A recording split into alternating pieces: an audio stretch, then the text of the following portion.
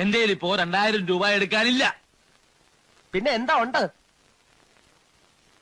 നുള്ളിപ്പെറുക്കി അവർ 500 രൂപ കാണും. എന്റെ പട്ടിക്ക് വേണം. മര്യാദക്ക് 2000 രൂപ എന്റെ കയ്യിൽ എണ്ണി തന്നില്ലെങ്കിൽ അതിന്റെ പ്രത്യാഘാതകം. പ്രത്യാഘാതം മേഘം എന്നുള്ളതിന്റെ ഇയാൾ എന്നെ പഠിപ്പിക്കൊന്നും വേണ്ട. പ്രത്യാഘാതം അത് ഭയങ്കരമായിരിക്കും. എന്തും നേരിടാൻ തയ്യാറായിട്ട് തന്നെയായി ഈ നാടകത്തിൽ ഇറങ്ങിത്തിരിച്ചിരിക്കുന്നത്. ഒരുമാതിരി പല തന്തയ്ക്ക് പറഞ്ഞ പരിപാടി എന്റെ അടുത്ത് കാണിക്കരുത്. തൽക്കാലം പല തന്തയുണ്ടെന്ന് വിചാരിച്ചേക്കാം. ഇയാള് ഞാൻ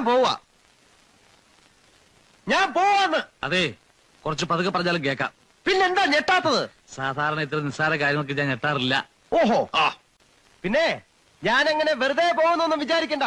ഈ വിവരം മുഴുവൻ ആ മൂപ്പിലാനെ കണ്ട് ധരിപ്പിച്ചിട്ടാ ഞാൻ പോവും. ഒരു ചാൻസ് കൂടെ തരാം. 250 250 ഉറപ്പിക്കുന്നോ? രണ്ടുപേരോടും കൂടെ ചോദിക്കുന്നത്. എടോ, തനിക്ക് നാണമില്ലേടോ?